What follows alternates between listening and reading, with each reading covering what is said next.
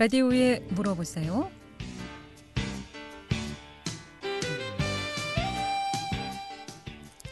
여러분 안녕하십니까? 라디오에 물어보세요. 진행의 김혜선입니다. KBS 원주방송국 라디오에 물어보세요는 매주 월요일부터 금요일까지 우리 생활과 밀접한 다양한 분야의 생활 상담을 해드리고 있습니다. 오늘은 권성중 변호사 모시고 법률 상담하겠습니다.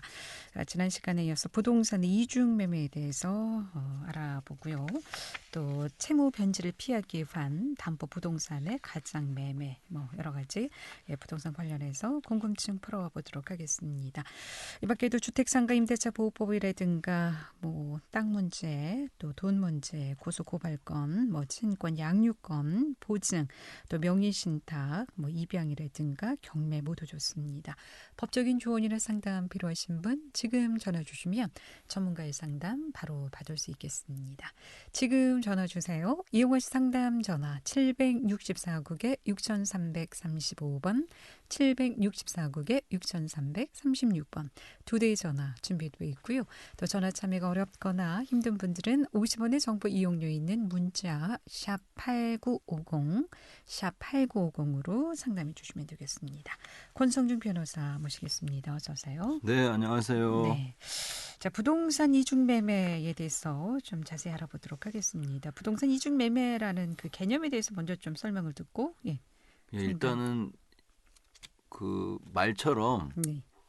부동산을 2번 이상 팔아먹는 것을 이중매매라고 하고요. 네. 매도인이 그 제1 매수인한테 부동산을 파는 계약을 했음에도 불구하고 또 제2 매수인한테 그것을 팔고 등기를 넘겨주는 것, 이렇게 되는 것을 이제 부동산의 이중매매라고 하는데요. 이게 이제 부동산 가격이 오르거나 막 이럴 때는 부동산 이중매매가 많이 생길 수 있습니다. 네. 왜냐하면 처음 1매수인이 1억에 산다고 그랬는데 2매수인이 나 2억 줄게요 이러면 매도인 입장에서는 당연히 그렇죠. 1매수인한테 계약금의 배액을 상환하더라도 아니면 여러 가지 이제 법률적인 문제가 생기더라도 2매수인한테 팔면 2배나 되니까 네. 당연히 이제 2매수인에게 팔려고 하는 그런 경우가 많이 생기고요.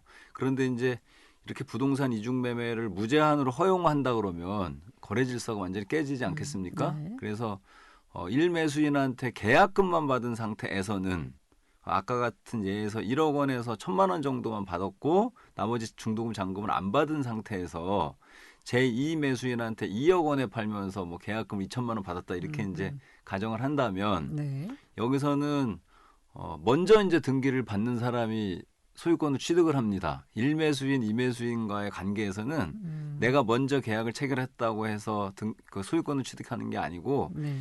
1매수인이든 2매수인이든 또 3매수인이 또 나올 수도 있죠. 네. 이렇게 이제 여러 명이 매수인이 나왔을 때는 먼저 등기를 하는 사람. 그럼 매도인으로부터 등기부등본을 그렇죠. 먼저 받은 사람이 등기 관련 서류를 다 받아서 등기를 친 사람.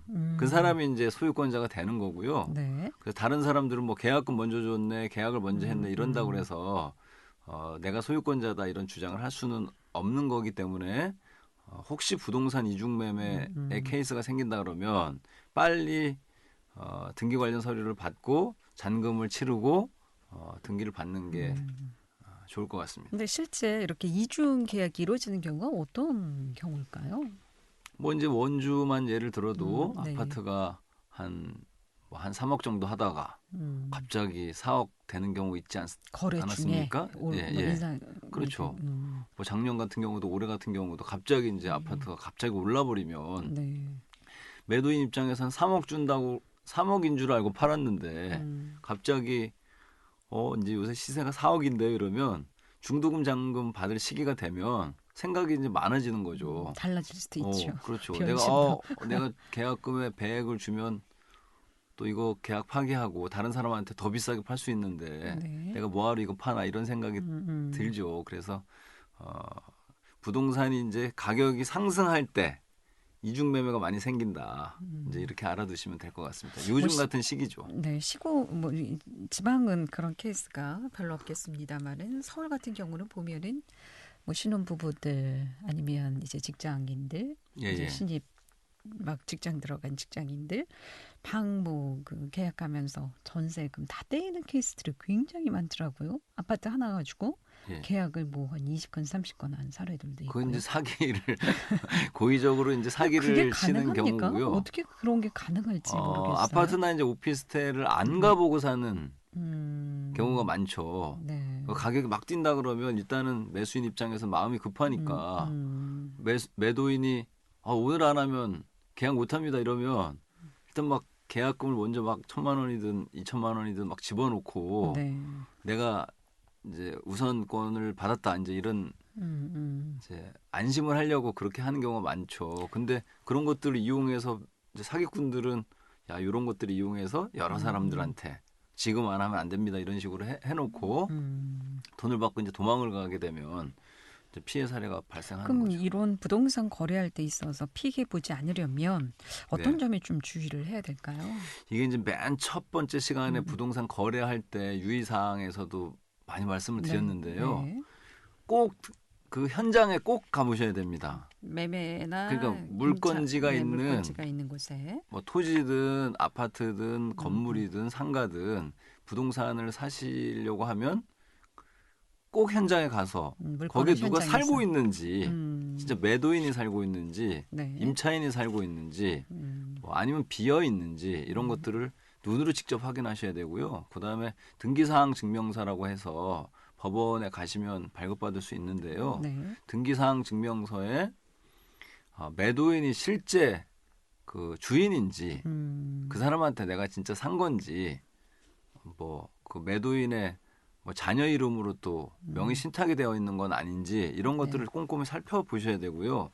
그다음에 요새는 이제 중개사분들한테 그 중개 계약을 많이 의뢰를 하시기 때문에 네. 중개사님들한테 이 물건에 하자가 없는지 뭐 건물은 하자가 없는지 어떤 권리상의 하자는 없는지 근저당권이 잡혀 있다거나 지상권이 잡혀 있다거나 전세권이 잡혀 있다거나 이런 어떤 용익 물건이라고 하는데요. 이런 담보권, 저당권이 잡혀 있는 건 아닌지 이런 것들을 잘 살펴보셔야 됩니다. 예.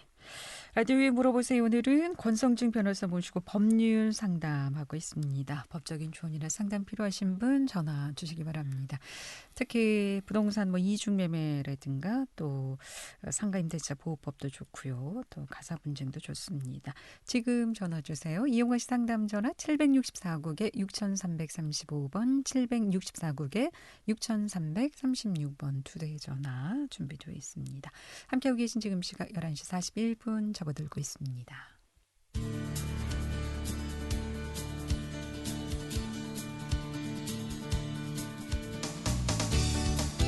여러분께서는 KBS 원주방송국에서 진행해드리는 라디오에 물어보세요를 듣고 계십니다.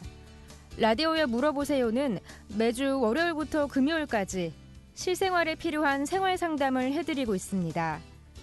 라디오에 물어보세요. 지금 여러분의 상담 전화를 받고 있습니다. 전화 주실 곳은 764-6335번, 764-6336번입니다.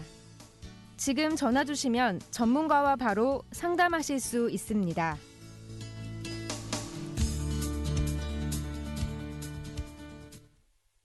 네, 라디오에 물어보세요. 오늘은 권성중 변호사 모시고 법률 상담하고 있습니다. 앞서 부동산 이중 매매에 대해서 상담했고 이번엔 이제 채무 변제를 피하기 위한 담보 부동산의 가장 매매, 여기에 대해서 알아보도록 하겠습니다. 그러니까 채무를 변제를 하지 않기 위해서 부동산을 좀 빼돌리는 그런 쉽게 말해서 이제 빼돌리는 거, 네. 돈을 안 갚으려고 재산을 은닉하는 거, 이제 법률상 용어로는 은닉, 네. 뭐 이런 것들이 이제 가장행위, 사해행위라고 하고요. 네. 사해행위 이게 이제 채권자를 해한다 이런 뜻에서 사해행위라고 합니다. 그래서 이런 경우가 많이 생기는데요. 뭐 A가 채권자고 B가 채무자면 A가 B한테 1억 원을 받을 채권이 있다고 이제 가정을 하고요. 판결도 다 받아놨습니다. 그런데 B가 갑자기 자기 앞으로 되어 있는 집을 제3자한테 팔아버리는 경우가 있어요. 그렇죠. 뭐 그런 경우에 이제 실제 돈을 받고 팔면은 문제가 안 되는데, 그러니까 가장 매매를 하는 경우가 많이 생기거든요. 상담 전화 먼저 받겠습니다. 764국에 6335번 전화 주셨습니다. 연결하겠습니다. 여보세요? 여보세요? 네. 예, 여보세요. 어느 분하고, 네. 꽤 긴 세월 동안, 한 5년 동안 좋은 관계로 지내다가, 서로가 좋은 관계일 때는 돈 들어가고 나온 걸 따지지 않았어요. 예, 네. 그거는 이제 놔두고, 그거는 이제 나는 잊어먹었다고 생각하고, 서로 좋은 관계에서 서로 주고받고, 사업하다 그랬으니까. 그리고 같이 땅을 투자를 해서, 예. 안 올라가서 그 사람이 포기한다고 그래가지고 자기가 어렵다라고 그래가지고 돈을 조금 입금시켜주면서 거기에서 계약서를 떤 게 있어요. 땅 가격을 포기한다 그랬으니까 땅 가격을 좀, 한꺼번에 못 주니까 다음은 30만 원이나 이렇게 붙여주겠다. 요거를 가지고 이 사람, 이렇게 뭐랄까. 자기 마음대로 생각해서 옛날에 그 돈 관계 오고 간 거를 예. 가압류를 쳤더라고요. 이거 뭐예요, 이게? 혹시 지난번에 전화 주셨던 분이신가요? 예. 그때 그런 것 정립이 안 같아요. 돼가지고 아, 2주 전에 예. 2주 전에 전화 주셨던 분이세요? 네. 아, 예. 뭐 비슷한 내용인 것 같아갖고요. 예. 아, 근데 오늘은 또 다른 어떤 조건이나 이런 게 조금 제가 듣기에는 다르게 들리네요. 하여튼 그래서 이게 이제 좋은 관계에서 서로 이제 돈을 주고받았다. 이런 거를 뭐 지금 그 돈을 내놓으라 이제 그 남자분께서 돈을 내놓으라고 하는 건가요? 서로 지 통장에서 나도 그 통장으로 놓고 네. 본인도 이제 내 통장으로 놓고 이제 물건 판매하는 가격 이래가지고 그냥 서로 좋은 관계니까 놓고 막 그런 거를 예. 자긴 포기한다라고 할 때 조금 이렇게 영수증 같은 거 써줬어요. 땅 팔으면 이렇게 좀 주다. 아직 길이 안 났으니까 안 팔고 자기가 돈이 필요하다 그래서 돈을 조금 주고. 근데 옛날에 돈 들어갔던 거 그거를 내가 들어간 건 싹 빼고 지가 들어간 것만 그거를 떠가지고 압류를 시켜버렸나 봐요. 그게. 아, 그 남자분이 우리 사모님한테 돈을 줬던 것을 그걸 예. 채권으로 해서 예. 그걸 채권으로 해서 압류를 했다고요? 우리 선생님의 어떤 재산에 예. 그런 거 같아요. 가압류를 했다고요? 예. 그러면 가압류를 했다 그러면 법원에 예. 그 가압류한 어떤 신청서 같은 게 있거든요. 네. 그걸 이제 정확히 보셔야 무슨 이유로 가압류를 했는지 알 수 있어요. 예. 근데 그건 보셨나요?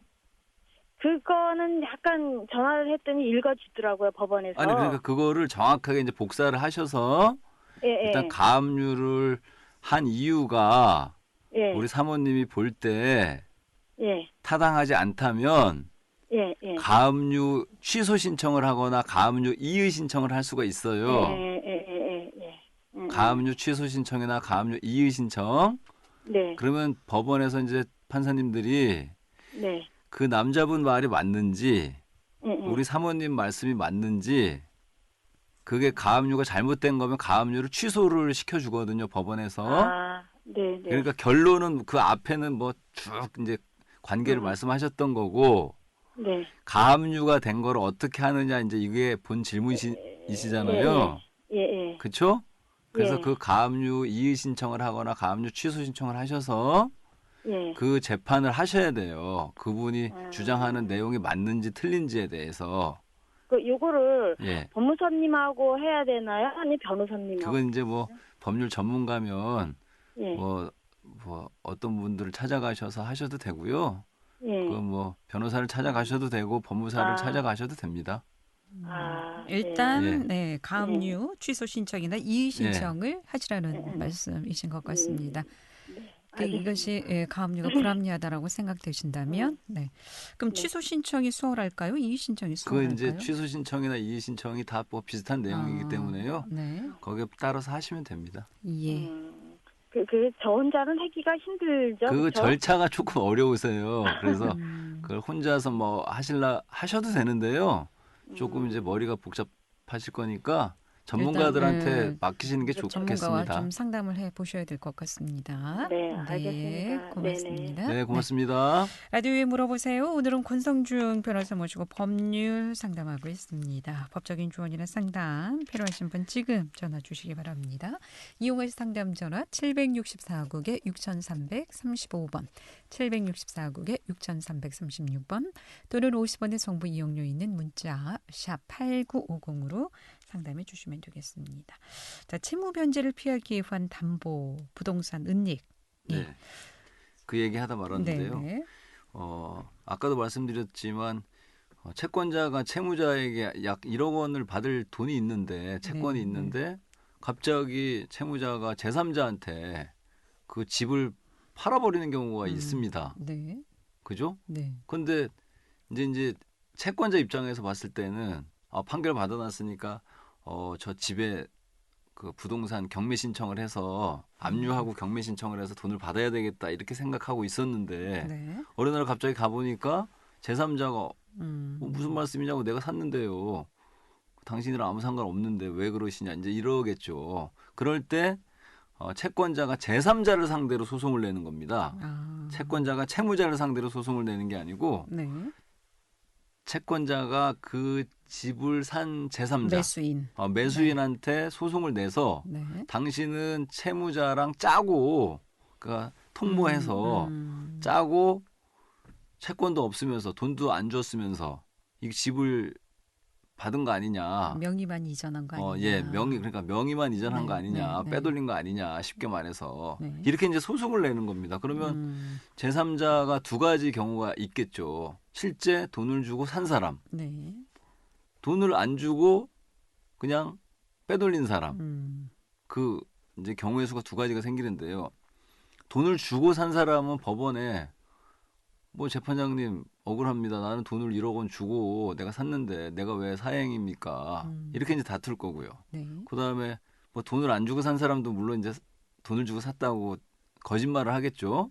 그러면 재판부에서는 실제 돈을 주고 샀느냐, 또 채권자와 제3자의 관계가 뭐냐, 친척이냐, 형제냐, 아니면 전혀 모르는 제3자냐 이런 것들을 이제 다 따져봅니다. 예. 그래서 재산을 빼돌릴 수 있는 그런 관계인지, 또 실제 돈을 줬는지, 이제 실제 돈을 줬는지를 따져보면 현금으로 줬다 이러면 입증이 안 되죠. 네. 그러니까 은행에서 계좌이체로 돈을 줬다. 그러니까 증거가 있어야 되는 거군요. 그렇죠. 그리고 영수증도 있다. 또 매매계약서도 있다.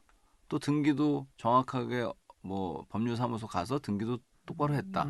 이런 게 이제 다 맞아야지 네. 제3자가 나는 사행위가 아니다라고 이제 주장을 할 수가 있고요. 그래서 사행위 소송이 사실 소송 중에서는 좀 복잡한 게 채권자, 채무자, 제3자 3명이 일단 등장을 하고 네. 그 각각의 관계가 있기 때문에 사행위 취소 소송이 걸리면 이제 조금 복잡해지고요. 실제 네. 매수했더라 치더라도 부인 명의로 할 수도 있고 형제 명의로 할 수 있고 가족 그렇죠. 명의로도 할 수가 있는데 근데 이제 만약에 부인한테 하는 경우는 대부분 이제 빼돌렸다 이렇게 볼 수 있죠. 네. 그래서 증여는 안 됩니까? 증여도 사행위가 됩니다. 그러니까 증여도 사행위가 됩니까? 어떤 법률 행위가 매매만 있는 게 아니고 네. 증여는 더더군다나 사행위가 되겠죠. 채무가 많은데 누구한테 제3자한테 증여를 왜 합니까? 그런데 만약에 부인에게 증여를 했다면 예. 부인에게 예. 소송을 할 수 있습니까? 그렇죠. 이제 제3자가 그러니까 채권자가 부인한테 당신은 사행위를 했으니까 그 남편한테 다시 명의를 돌려놔라 이런 소송을 하는 겁니다. 이제 사행위 취소 소송이라는 것이. 근데 이제 부인 입장에서도 보면 남편이 내 돈을 가져갔다, 내 돈을 빌려갔다. 그러니까 이제 재판을 하는 거죠. 그러니까 그런 경우도 있을 것 같아요. 당연하죠. 네. 그러니까 아니면은 형제간에도 내 돈 빌려간 채무가 있어서 아파트를 그 돈 대신 받았다. 당연하죠. 라고도 할 수가 있을 테고요. 원인은 여러 원인이 그래서 있었어요. 이제 누가 억울한 사람이냐를 따져야 돼요. 그러니까 채권자는 1억 원을 진짜 빌려준 사람이잖아요. 네. 근데 채무자가 이제 일단은 어쨌거나 돈을 안 갚았잖아요. 네. 근데 그거를 또 제3자한테 팔아먹었다면 그 사람은 이중으로 지금 득을 본 거죠, 채무자는. 근데 제3자도 실제로 돈을 주고 샀으니까 네. 그러니까 싸우는 거죠. 채권자와 제3자가 그렇죠. 내가 더 억울한 사람이다라고. 그래서 그건 이제 재판부에서 각각의 케이스마다 네. 누가 더 억울한 사람인지 이제 따지는 거죠. 그러면은 그래서 이제 누가 사행위 취소소송이란 네, 게 네. 이제 용어가 조금 어렵고 생소하긴 하지만 쉽게 말해서 채무자가 자기 재산을 빼돌리는 행위.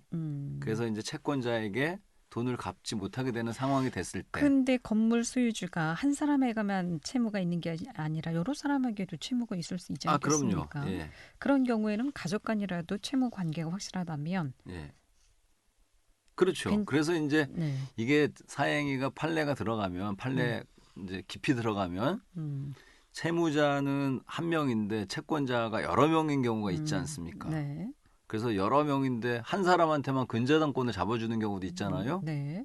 그 예를 그렇죠. 들어서 채무자 한 명인데 채권자가 10명이에요. 이 채무자가 가지고 있는 재산은 1억 원밖에 안 되는데 각각 1억 원의 채무 10억이 있다고 치면 어떤 한 사람한테 주거나 담보를 설정해 주면 다른 사람들은 피해를 보지 않습니까? 네. 이럴 때는 원칙은 10분의 1씩, 그러니까 안분배당이라고 해서 1,000만 원씩 나눠줘야 되는 게 원칙인데 네. 이 채무자가 어떤 한 사람과 짜고 음. 너한테 근저당권 잡아줄게, 너만 줄게, 뭐 이런 네. 식으로 이제 한다 그러면 그게 이제 또 사행위가 됩니다. 다른 채권자들과의 관계에서는. 네. 예. 그럼 채권자가 여러 명이 있을 경우에는 한 사람이 실제 매수를 했다 손 치더라도 예. 그럼 이제 다른 등기까지 채권자가 또 다시 그 소송을 채권자를 하게 상대로 소송을 하겠죠. 다시 채무자 앞으로 돌려놔라. 그러면 채무자 앞으로 돌려놓고 다시 안분배당 10분의 1씩 나눠 가지는 그런 소송을 하게 되는 거죠.